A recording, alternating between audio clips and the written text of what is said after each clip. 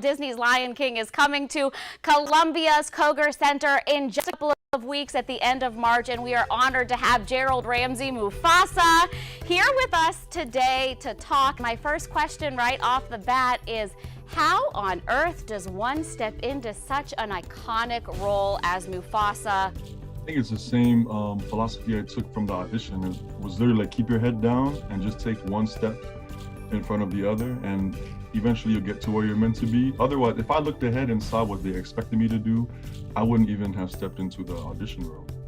You know, Circle of Life is a beautiful song, but it's also a very important message. And I learned what the Circle of Life was from watching Disney and hearing that for the first time. If our viewers don't quite get that message, explain to them what the Circle of Life is.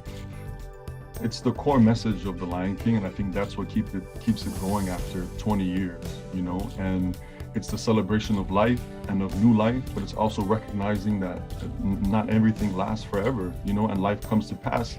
But that doesn't mean it's the end. Whatever came before you then lives within you. And that's the song that Mufasa sings, and the message that he teaches his son is that even though I may pass, I am like biologically a part of you. And spiritually, I'm a part of you, and I'm still there no matter where you go, no matter where I go. This representation is so important, and so that little kids all across the world can look at the stage and say, hey, he looks like me, Mufasa looks like me. What has it been like to be the king and let little kids all over the world who look like you know that they too could be that someday? I almost forgot about the power of representation, and a few years back, me and my nephews went to watch Angry Birds, and me and my nephews, our family makes fun of us with these bushy eyebrows, and the Angry Birds has this huge eyebrows, and he pointed and said, look, he has our eyebrow. And I was like, man, that's what we do on the Lion King stage as well, you know? And when I thought there's no place for me on stage because I don't have a background in musical theater, or I don't come from mainland USA, or I don't come from Africa, sometimes that means you're meant to be there. If you don't see someone who looks like you, that means you're meant to go and fill that space, you know?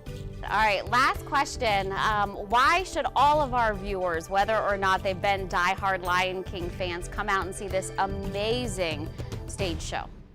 You know, Rafiki opens up the show singing Nanti Gwenya Babagiti Baba, and I think it's a call for people to come together.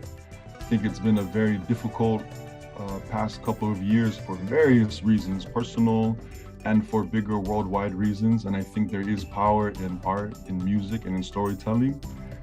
And at the end of the day, this is a reminder of how similar we all are, and how at our core and in our spirit, we want the same things, we cry for the same things, and we love for the same reasons. And I think that's the most powerful reason to come out and see us.